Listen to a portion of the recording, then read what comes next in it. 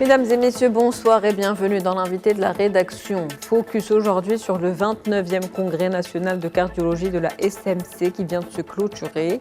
Cardiologie, imagerie, interventionnelle, les spécialistes des quatre coins du monde se sont réunis pour discuter des dernières avancées justement technologiques et innovations en cardiologie, des enjeux et des pronostics et des défis pour les chirurgiens ainsi que le bilan cardiologique des athlètes. Près de 18 millions, c'est le nombre de décès imputables aux maladies cardiovasculaires dans le monde.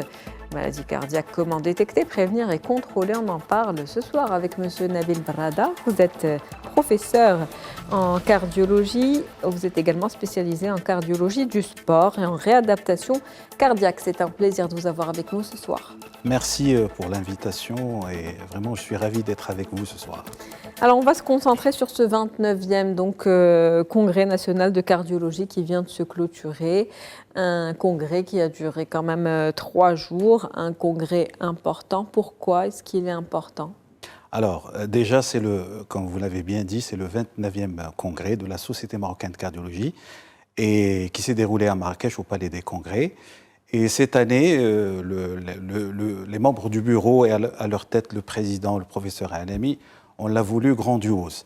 C'est vrai, le congrès a toujours été grandiose, mais cette année, on a mis les moyens nécessaires pour vraiment que ça soit un événement pas national, mais international.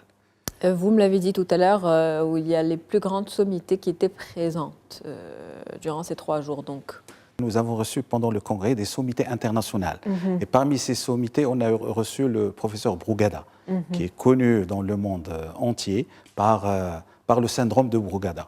Donc le fait d'avoir cette sommité est vraiment, c'est une chose incroyable. Donc on a passé un moment émouvant avec lui. Il nous a fait une lecture d'1 heure et à la fin avec une standing ovation vraiment qui était magnifique. Cette année, on a eu un record de participation. On a eu 1250 participants, dont 850 cardiologues, avec 25 nationalités différentes, comme je vous ai dit tout à l'heure, c'est ce qui a donné cette connotation internationale à notre congrès. Un congrès donc sous le signe de la formation mondiale continue et la recherche scientifique. Oui, alors sous le signe de la formation médicale continue et de la recherche scientifique. Alors quand on dit formation médicale continue, tous les congrès bien sûr c'est de la formation médicale continue, mais cette année la SMC a pris en charge presque, on va dire, 200 résidents, les médecins qui font leur spécialité en cardiologie. Donc il y a une centaine qui ont déposé leurs travaux scientifiques. Donc on a pris les 100 premiers et parmi les 100, il y a eu 3 prix. Donc on a pris 100 résidents et aussi on a pris 100 résidents à travers les 10 CHU du Maroc. Donc toutes les régions du Maroc ont été représentées, donc de l'oriental, du sud, donc toutes les régions. On a eu une centaine de résidents, donc 200 résidents qui ont été pris en charge par la Société marocaine de cardiologie. Et bien sûr, la formation continue avec les sessions plénières. Il y a eu beaucoup d'ateliers. Chaque jour, il y avait 4 ateliers. Donc, ce qui donnait l'occasion à nos résidents et bien sûr aux cardiologues de suivre tout ce qui est nouveau en matière de cardiologie et de recommandations internationales.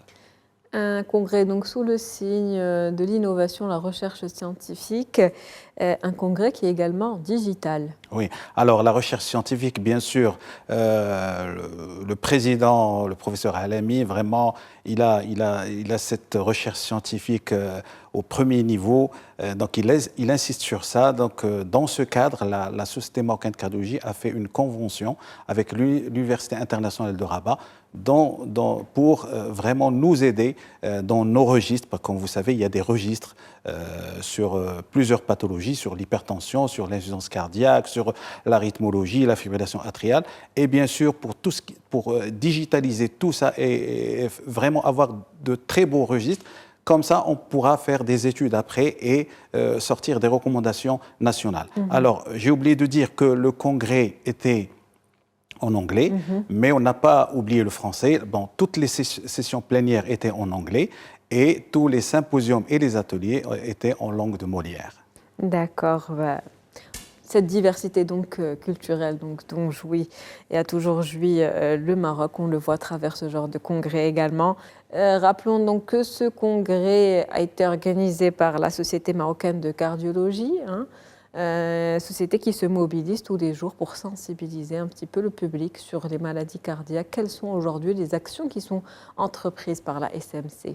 Alors ce congrès, c'est la grande manifestation annuelle de la Société marocaine de cardiologie. La concrétisation du travail et de l'effort fourni. Mais durant toute l'année, on organise plusieurs réunions, plusieurs petits congrès. Il y a les ateliers pratiques de la SMC qu'on organise pendant le mois de mai, mais il y a d'autres manifestations, comme on a organisé la journée Cœur et Sport avec bien sûr la Fédération royale marocaine de football et la Fondation Mohamed VI des sciences de la santé. On organise beaucoup de choses. Et aussi, comme vous savez, dans la Société marocaine de cardiologie, il y a plusieurs filiales. Et ces filiales, il y a la filiale cathétérisme cardiaque, rythmologie, je ne vais pas toutes les citer, on en a 13. Parmi les filiales, il y a la filiale cardio-art, et on essaie de faire des vidéos, des podcasts pour faire passer les messages pour le public en général, des messages de prévention, et il y a vraiment beaucoup de choses à faire. Maintenant, je vais parler à votre casquette de cardiologue, donc spécialiste en cardiologie, et vous demander de nous parler des maladies les plus courantes, les maladies cardiovasculaires les plus courantes aujourd'hui. Alors, je vais commencer par, bien sûr, l'hypertension artérielle, qui est notre pain quotidien durant nos consultations journalières. Il y a l'hypertension artérielle. Il ne faut pas se fixer sur les chiffres, mais il faut prendre l'hypertension artérielle dans sa globalité. Donc, toutes les complications qui peuvent survenir chez quelqu'un qui est hypertendu. Ça peut toucher les reins, ça peut toucher le cœur, ça peut toucher le cerveau avec les accidents vasculaires cérébraux, les yeux. Donc, l'hypertension artérielle en premier plan. Il y a les cardiopathies ischémiques, donc tout ce qui est en rapport avec les artères du cœur qui peuvent être bouchées. Et bien sûr, il y a l'insuffisance cardiaque. Ce sont trois vraiment pathologies qui sont en première position. Il y a les autres pathologies, tout ce qui est rythmologique, mais vraiment à prendre en considération, il y a l'hypertension, les cardiopathies ischémiques et l'insuffisance cardiaque. D'accord. Donc l'hypertension artérielle, une maladie qui souvent est négligée par le patient qui la porte et qui a l'impression de pouvoir vivre normalement sans prendre forcément soin de sa santé ou faire le suivi. Qu'est-ce que vous dites en tant que professionnel? Oui, c'est l'observation d'abord que vous faites sur le terrain. Comme on dit, c'est un tueur silencieux, comme le diabète. Quelqu'un qui est hypertendu, bien sûr, il peut être asymptomatique, c'est ça le problème, et ne peut être diagnostiqué qu'après avoir fait une complication. Mais généralement, il y a des signes annonciateurs, c'est des signes neurosensoriels, des céphalées, des vertiges, des maux de tête, des bourdonnements d'oreilles. Mais des fois, ça donne des complications graves comme je vous ai dit. Donc une maladie qu'il faut aujourd'hui prendre au sérieux. Est-ce qu'il y a des moyens de prévention, de détection? Ben oui, bien, les moyens de prévention, c'est l'examen quotidien. On mesure la tension. Quelqu'un qui a des signes neurosensoriels, ça rentre dans l'examen général chez tout cardiologue et même chez le médecin généraliste. La mesure de la tension, elle est vraiment utile pour savoir est-ce que vraiment le patient est hypertendu. Il y a d'autres méthodes, bien sûr, comme l'Holter, l'automesure. Il y a d'autres méthodes sur lesquelles on peut... En tout cas, on ne le rappellera jamais assez, une bonne hygiène de vie pour pouvoir se maintenir et maintenir son corps en bonne santé. Maintenant, il nous reste vraiment plus beaucoup de temps, mais très rapidement, on va parler de cette spécialité qu'est la vôtre, celle de faire de la cardiologie du sport et le suivi des athlètes que vous suivez d'ailleurs, les athlètes marocains. En tant que spécialiste, comment aujourd'hui faites-vous le suivi avec un athlète qui a des activités sportives et un entraînement qui nécessite des exercices assez intenses? Pour répondre à votre question, bien sûr, le suivi des athlètes, il est indispensable.